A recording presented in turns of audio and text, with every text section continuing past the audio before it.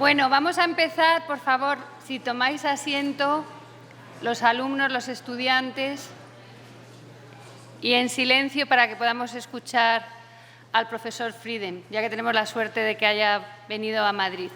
Bueno, yo voy a hacer una breve presentación de 10 minutos, muy didáctica, porque creo que a lo mejor no conocéis todos la obra del profesor Frieden, porque no toda ha sido traducida al español, ahora os lo contaré, pero merece muchísimo la pena leer sus libros y escucharlo, como ahora vais a comprobar. Es un honor y un placer para mí presentar al profesor Frieden. Es profesor emérito de Oxford, es un autor reconocido internacionalmente, como se puede ver por sus varios premios y distinciones, sobre todo por su obra en el campo de la historia del pensamiento político, la teoría política y las ideologías, en especial el liberalismo, todos intereses conectados entre sí.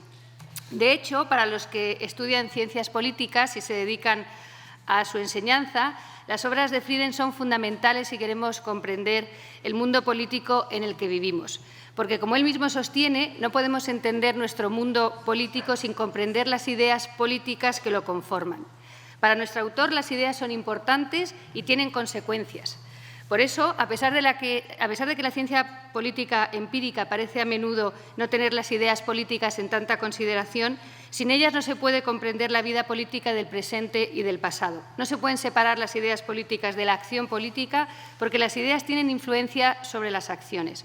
Las ideas, las ideologías, tienen impacto sobre las políticas públicas y sobre el destino de los Estados.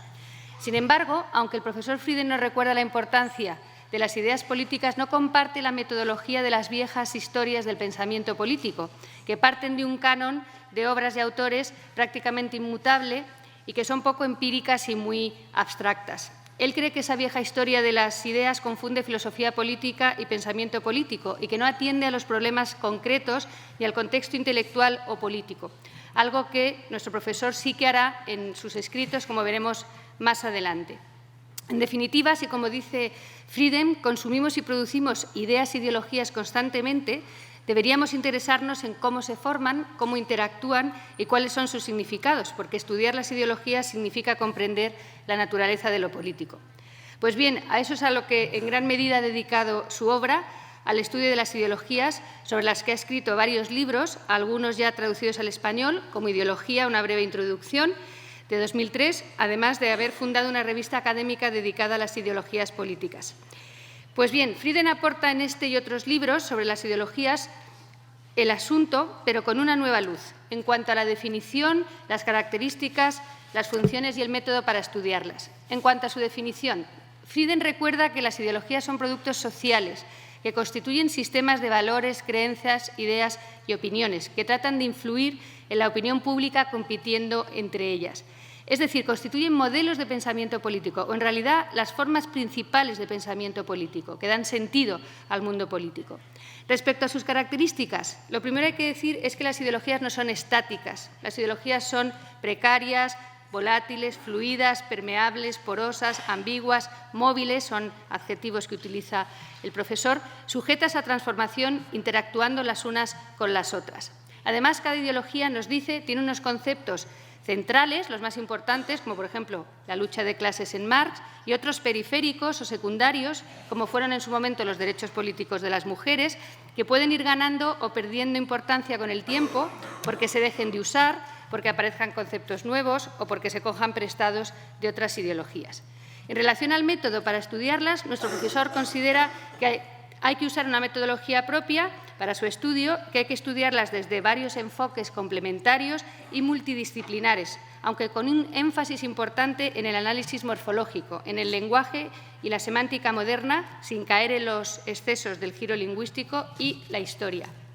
Esto es así porque las ideologías, como las lenguas, consisten en ciertos conceptos cuyo significado puede cambiar y evolucionar con el tiempo, como señalábamos antes.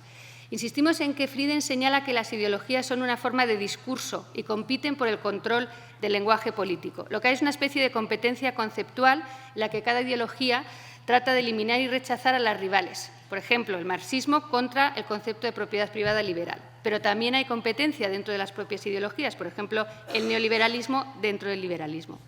En última instancia, el éxito político de las ideologías dependería de su habilidad para imponer la creencia de que sus definiciones conceptuales son las correctas. Además, no solo deben ser analizadas las relaciones entre los conceptos ideológicos, sino que a veces hay que descodificarlos.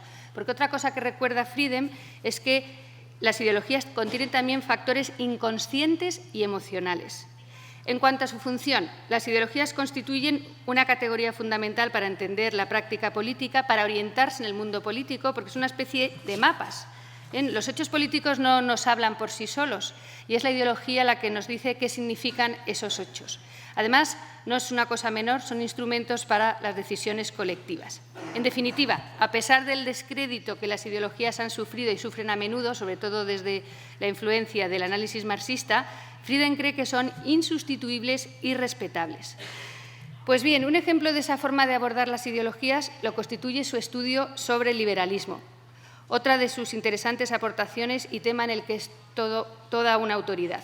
A este respecto, señalamos su libro de 1978, que no está traducido, El nuevo liberalismo, y el de 2015, que se acaba de traducir, Liberalismo, una introducción.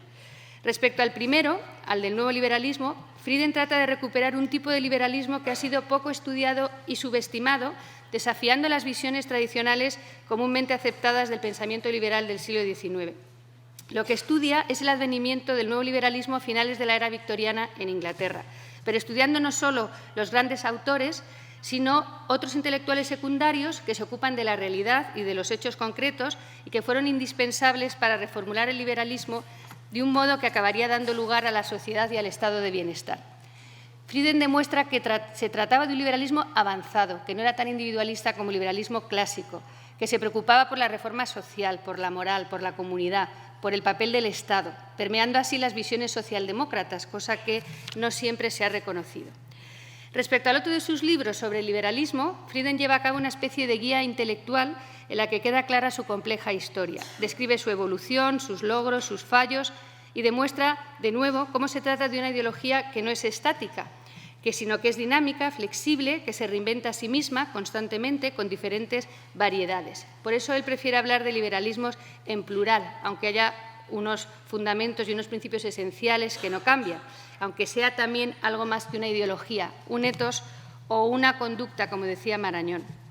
Precisamente su último libro, editado con el profesor español Javier Fernández Sebastián, se llama Historia conceptual del liberalismo europeo, y en él se aplica a ese nuevo espíritu de investigación, la historia de los conceptos, que lo que quiere es estudiar la historia del liberalismo investigando los significados de los conceptos políticos, clave a través del tiempo en su contexto histórico.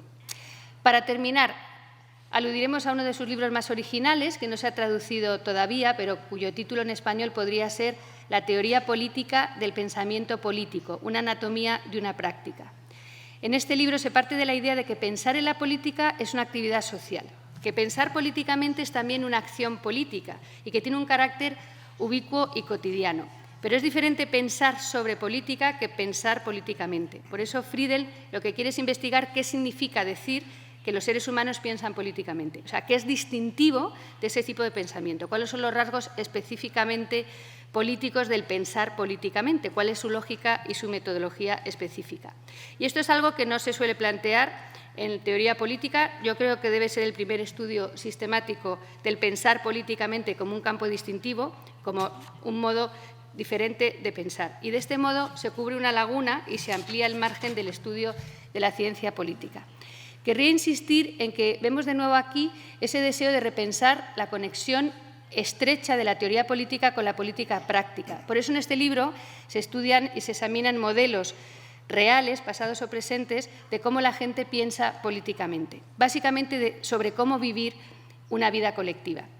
Asimismo, se señalan las nuevas formas de pensar hoy políticamente, llegando a la conclusión de que no estamos en absoluto en la era del fin de las ideologías, sino al contrario, que ahora hay bastante creatividad ideológica, porque no solo no han desaparecido las ideologías convencionales, sino que se mezclan con otras más fragmentadas, dice Frieden, locales o personalizadas, que se manifiestan de otras maneras, a veces incluso no verbales.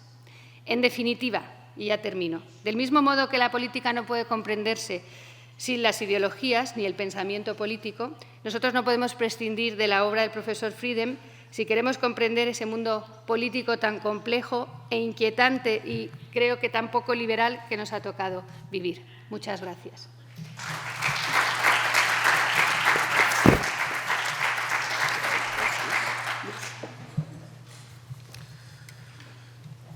Well, thank you for this wonderful introduction. I can now finally understand my own work.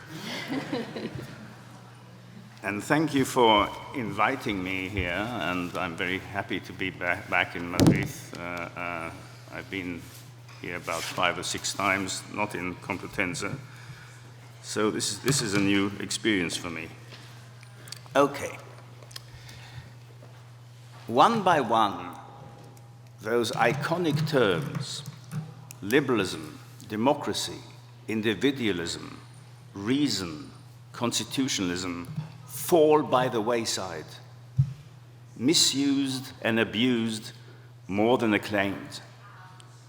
Liberalism has increasingly become a challenged and often derided word, demoted from its pinnacle as the epitome of a public political value system, beloved especially by political philosophers and progressive statesmen. Its values are degraded. It's outed as elitist, Western, class-dominated, self-serving, and distorted.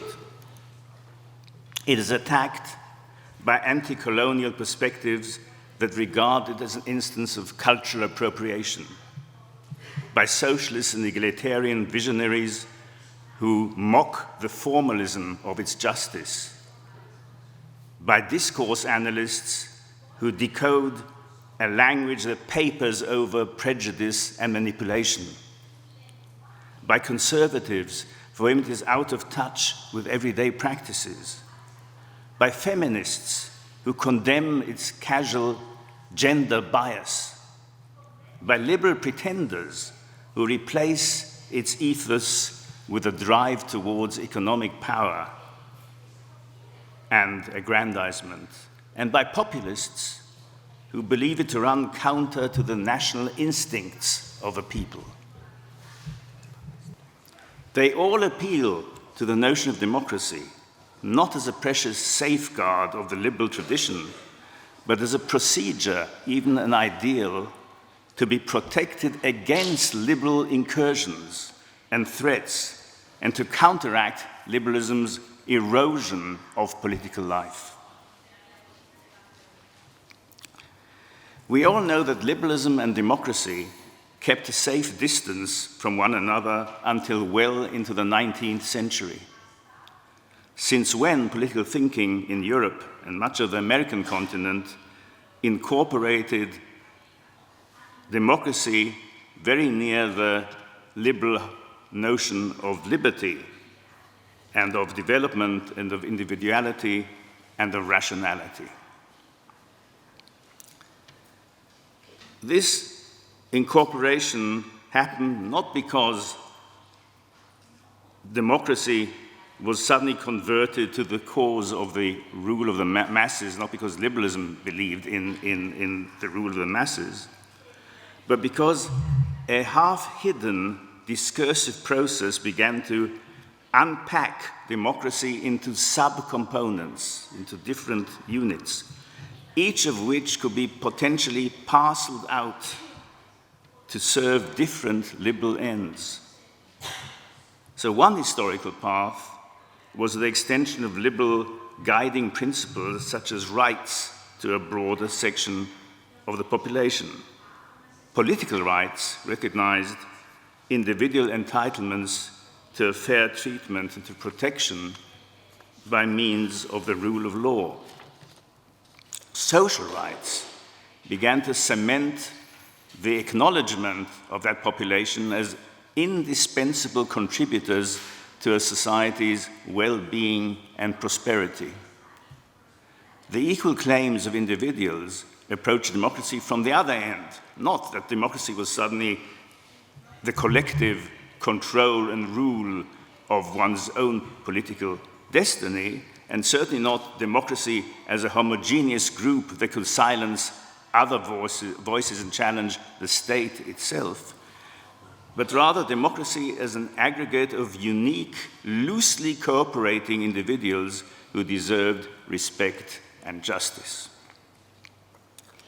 Another philosophical path of liberalism was the appeal to universalism.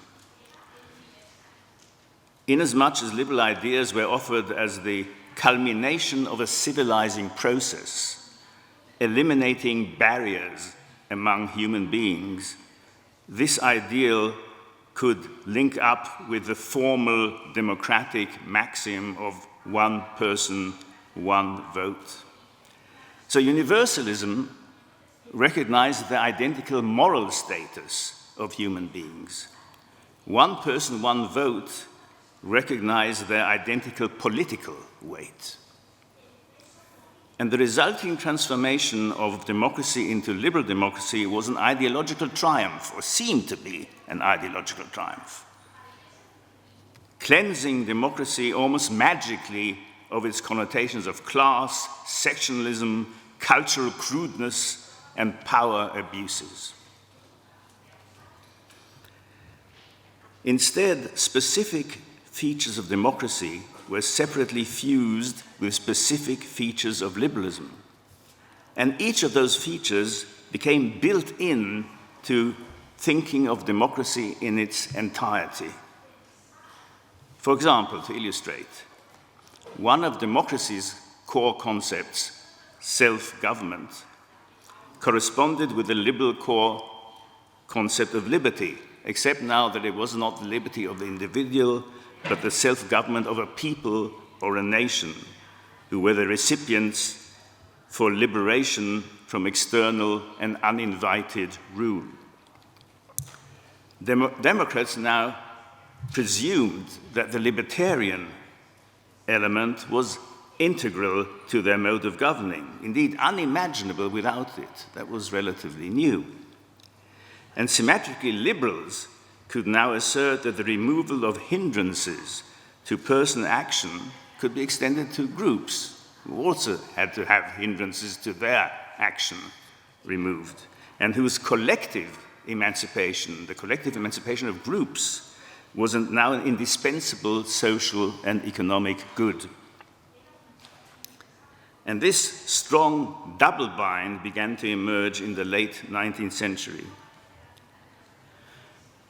Yet another democratic core concept, an active citizenry, was filtered through the liberal notion of human development. And that resulted in the incorporation of public activity into areas that were previously assigned only to private persons, persons who exercised their choice to make or not make something of themselves. But unlike older Republican notions, the community was not conceived of as a combined people, but as a voluntary, interacting assemblage of individuals. And the third democratic concept and practice that I've just mentioned was, or became, one person, one vote. Four very interesting words. In those four words, you have a whole universe of ideological meaning, because they cement the three principles of the formal equality of persons: one person, one vote. In that sense, everybody is formally equal. It represents the idea of the individual as the main social unit, one person, one vote. And it also represents the idea of participation in directing public policy, because the vote is an active participatory act. And in this extraordinary mixture of mutually defining attributes, the overlapping circles of democracy and liberalism could be entered at many different points. Yet once inside this collection of ideas, the intermeshed components seemed ideologically inseparable.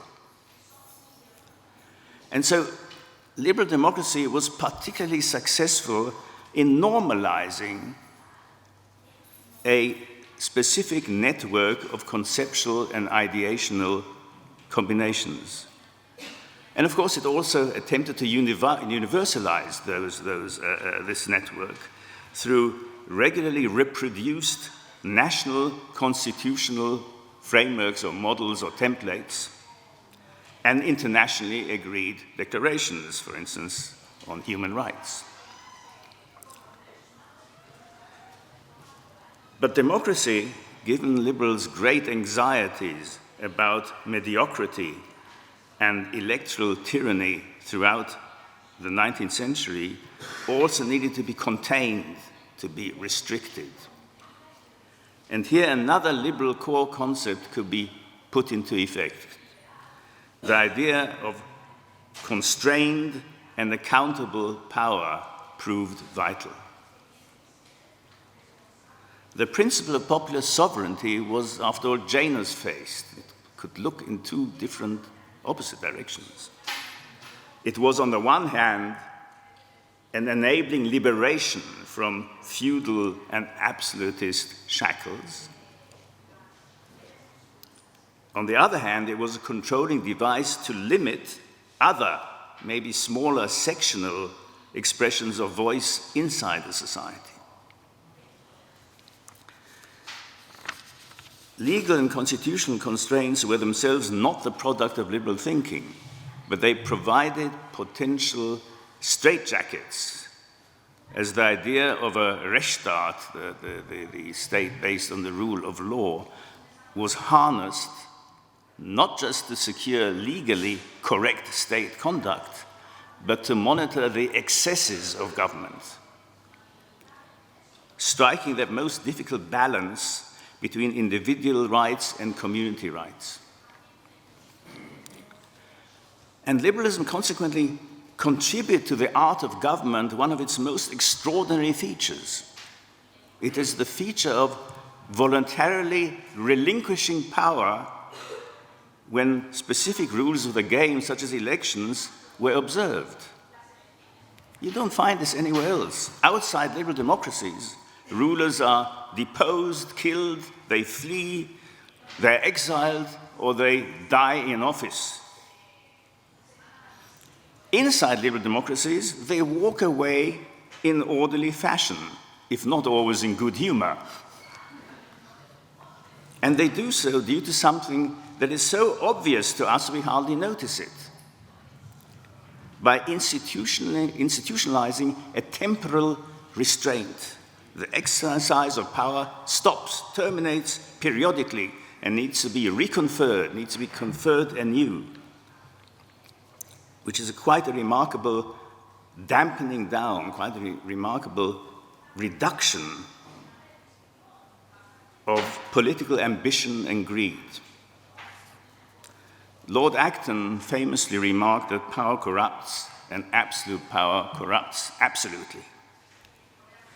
For liberals, power may addict rather than corrupt, but that addiction is never permitted to become absolute. Alongside legal and constitutional safeguards, liberal culture has propagated the ultimate internal restraint, political socialization, so successful that the option of remaining in power after your term of office is over does not even occur to those who hold office. Obvious, but actually quite extraordinary in the history of politics, and still extraordinary in much of the world. Another consequence of injecting democracy with liberal content was to replace democracy's aim of mass political mobilization. That mass political mobilization was intended primarily to construct a new balance of power. And it was replaced with inclusiveness, intended primarily to appeal to fairness and non-discrimination.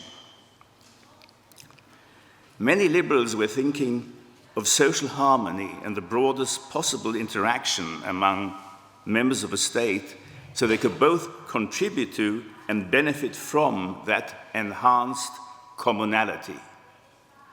And for those people, democracy came to mean the removal, or at least the reduction, of cultural and economic barriers, creating what a century ago the noted liberal weekly called a claim to a share in life. This is a wonderful statement, a claim to a share in life. Social justice and a sense of mutual responsibility could be invoked by understanding democracy as a national project. From yet another angle, we can regard liberal democracy, as we can any ideology, as a limiting of available ideational options. You might say a curtailing of the freedom of political choices. And I've often written about the conceptual ingenuity of John Stuart Mill's three core concepts, the free development of individuality, which you'll find on Liberty, chapter 3, paragraph 2, sentence 2.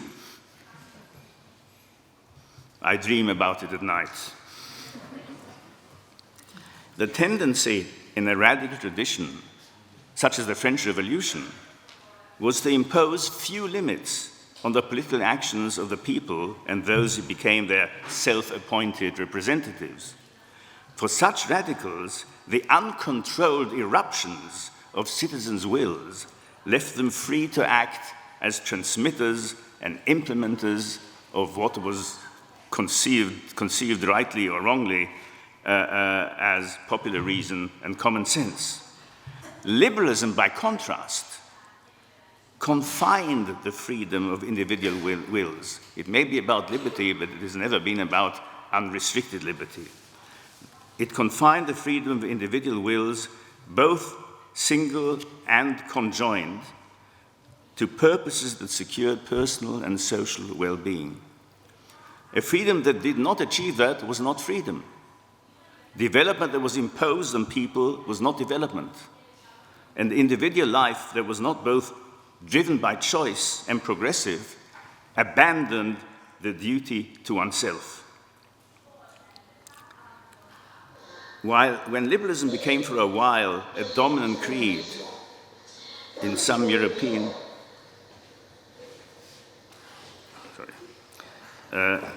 when liberalism became for a while a dominant creed in some European and American countries, that dominance coincided with the rise of quasi-democratic systems where there's cause or effect.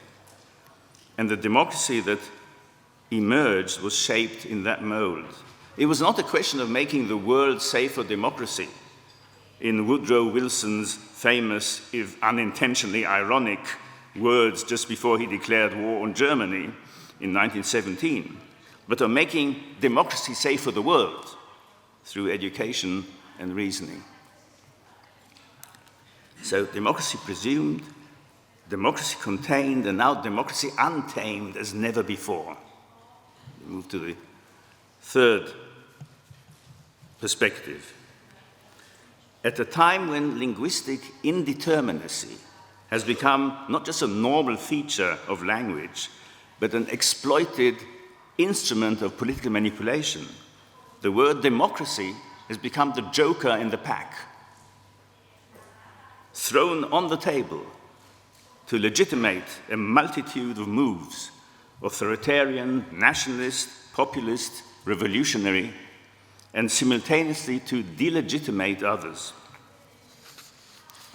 The stunning success of the word democracy on so many lips is in inverse relationship to the considered seriousness invested in the concept of democracy. So we have word versus concept. And we are now, I think we all notice this around us, in the midst of a cultural crisis. I don't like to use the word crisis. It is a much overused word, but I think it is justified in this case. We are now in the midst of a cultural crisis where in established democracies, the very idea of democracy, never mind its practice, is being dragged into an arena of severe dispute. instead of having been largely hors de combat for over half a century. Democracy now enters a sphere not just of fine-grained conceptual contestation, but of fundamental vagueness not seen in the West since the Second World War. Democratically elected governments in Hungary, Poland, the United Kingdom, Israel, India, the American administration, the US administration, are recasting the constitutional balance of power within their own societies, sabotaging a key asset of democratic leadership, namely its reputation for trustworthiness, and raising the normal degree of mistrust a democratic society should level against its politicians. Mistrust is a good thing. You have to mistrust, it's part of the democratic process, but up to a point, not when it becomes counterproductive as it has become in so many countries. And they are raising this degree of mistrust by means of a rhetoric of fantasies and the mass production of misleading information.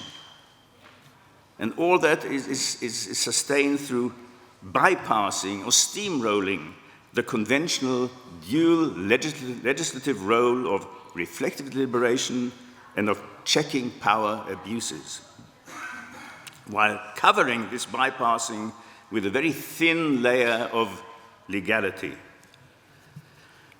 The arbiters of legitimacy are shifted away from its traditional and vital upholders, the courts, on the pretext of the legal system being essentially undemocratic, unrepresentative, and unelected by the demos at large. Of course they are.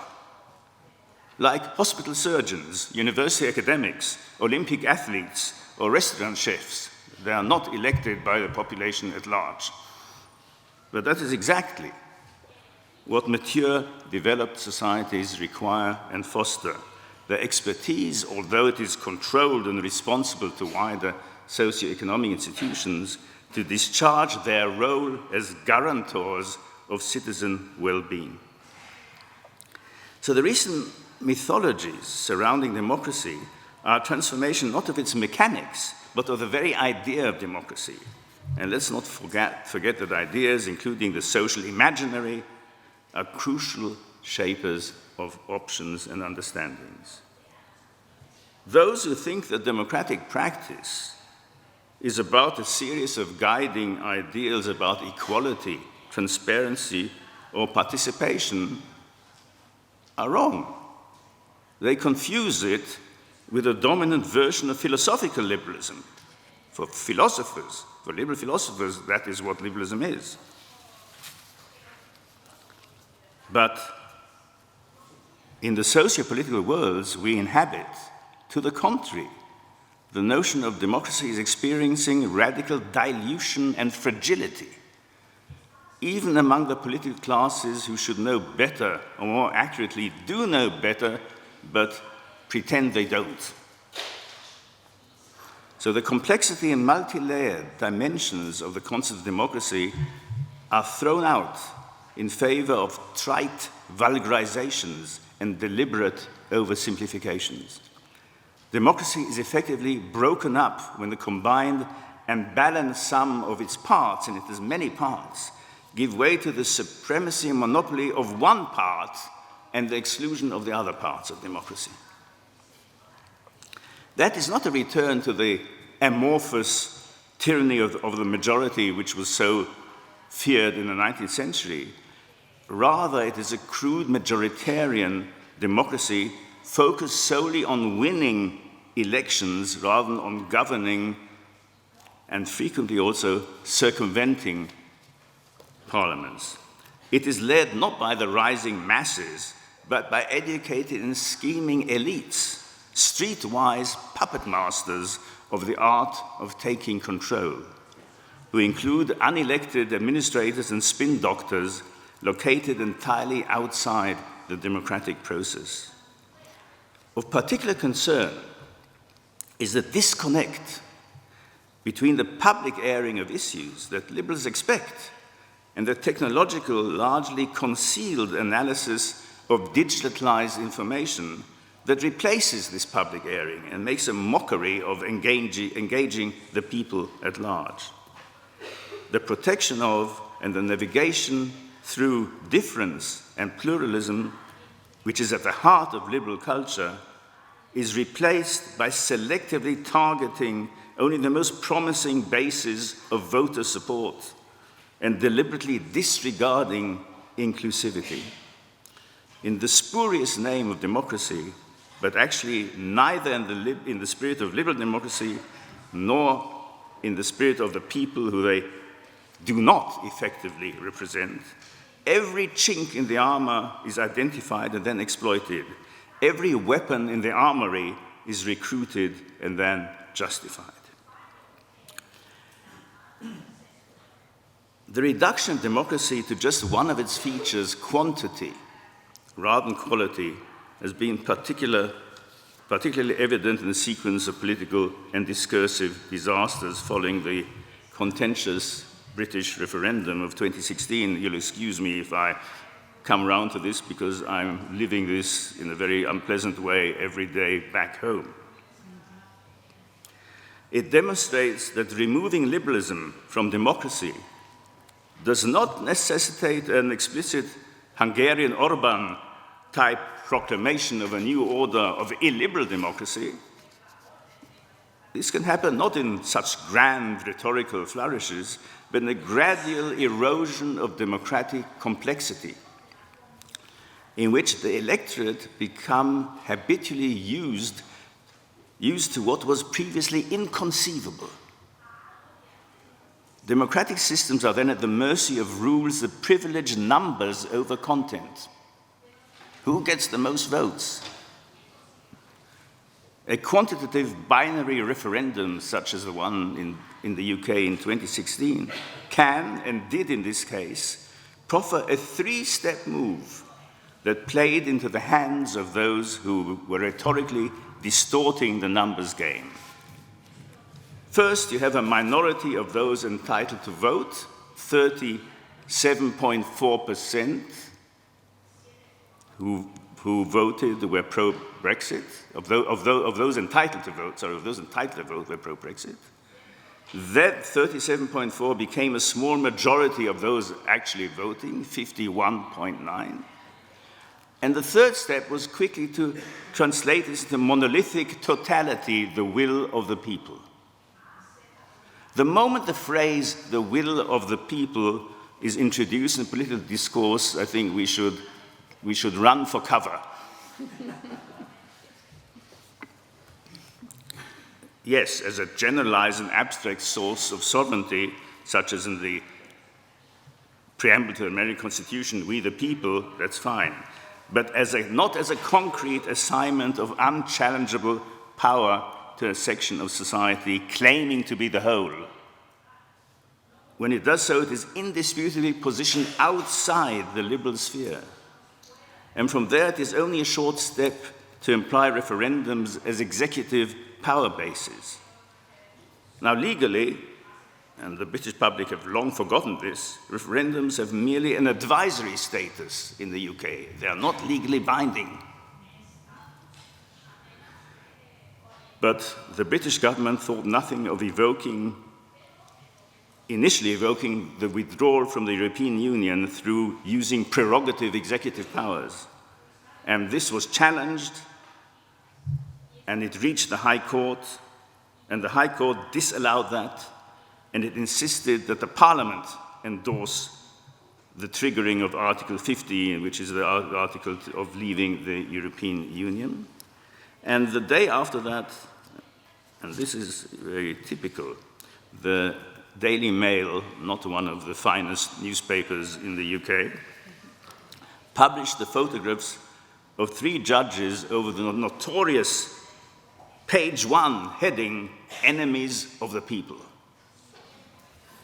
which had considerable impact on the framing of Brexit. In a double helix, illiberal elites call up the imaginary of the people, the invented notion of the people, to crush other elites that get in their way elite versus elite. The people are left out of this. Elites those who respect constitutionality, and elites, populist elites, who disrespect it, who impose their voice on a mainly silent people. So from a liberal viewpoint, the legal myth of the indivisibility of sovereignty is both wrong and unsustainable. Sovereignty is a shared feature. Sovereignty is a plural feature, with its center of gravity spread between people, parliament, and supreme courts. It's a combination, constantly shifting among those factors as necessary to defend liberal values. Democracy without liberalism is a number-crunching exercise, encapsulated in the moment of counting. Of course, you know, immediately after the elections take place, counting is dramatic, counting is theatrical, counting is performative. But it is rather what happens before counting and what happens after counting that preserves a liberal democracy. One of the fundamental features should be the legal maxim, audi alterem partem, here the other side. And it should be crucially supplemented by another maxim, audi ad partem victus, here the defeated side.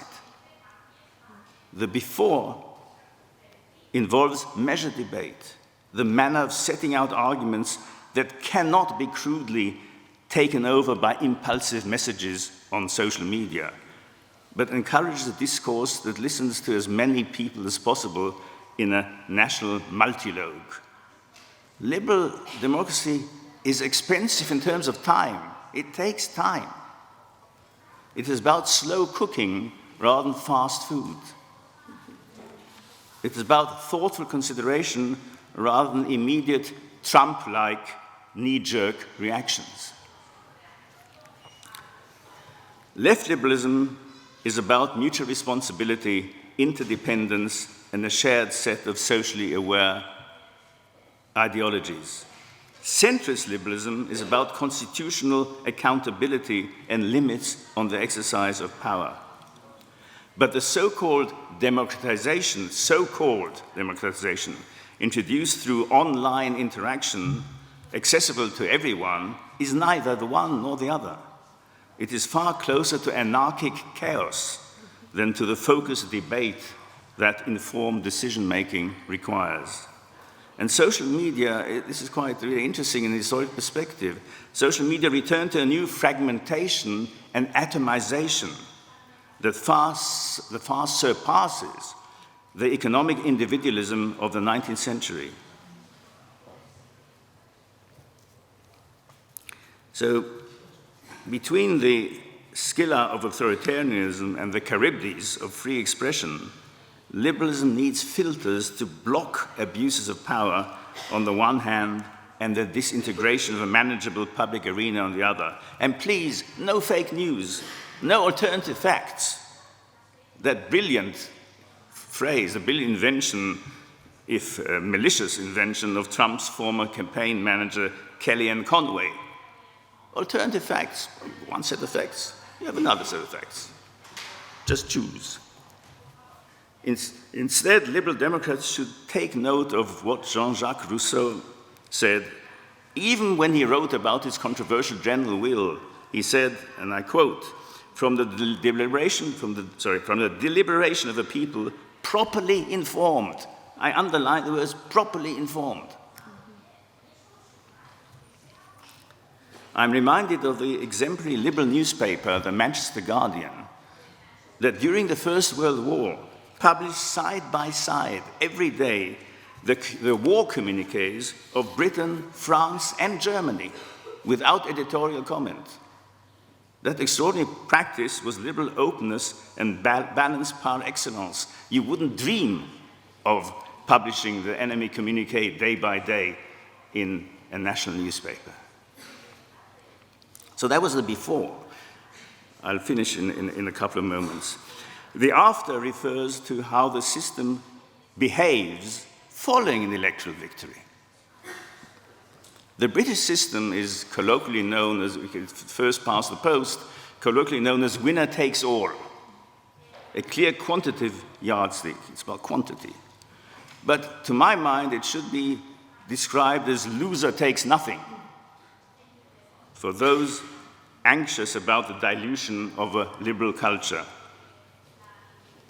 How does a democratic winner respect and give a voice to losers as well as to winners, to outsiders as well as to insiders? As Ortega y Gasset noted, and I quote, "Liberalism is the supreme form of generosity. It is the right which a majority concedes to minorities." And we have seen this last week in the UK, a breath of fresh air, in the Supreme Court's ruling on the sanctity of the rule of law and due process. An extraordinary breath of fresh air in a polluted and shameful political atmosphere. Liberalism itself is a minority creed. It's always been a minority creed. It aspires to be a universal one, but it is a minority creed. And above all, liberal democracy is a project, not an event, not something that just happens. It's a project over time, one that requires hard work, reasonable compromises, and a sense of participation in a communal enterprise of the continued progression of human rights and liberties. Ideologies such as liberalism need to legitimate the ideational and cultural gravitas of moral authority itself. That authority is located at various points in the society. It's not concentrated in one part of society. And it can only be espoused by engaging with the long term, not the immediate, in the continuous furnishing, defending, and critique of social values. Clearly, liberal democracy, like any ideology, is not infinitely pluralist, but subscribes to a robust pool of ideas. Its constitutional safeguards partly protect that core, but quantitative versions of democracy still leave liberal democracy vulnerable to a majoritarian rejection of liberal values. If you put your trust in numbers, the numbers can reject liberalism. And in an extreme case, a populist rejection, even majoritarianism. The will of the people replaces even majority decisions. Each side unpacks the word democracy and uses its preferred components to make its case, while leaving out those components that are inimical to its cause. The quantitative narrative calls those safeguards elitist and exclusionary. The liberal democratic narrative calls them vital to furthering the opportunities of each and every member of society to pursue a range of self-developing options, so long as they don't harm the ability of others to do likewise. Thank you very much.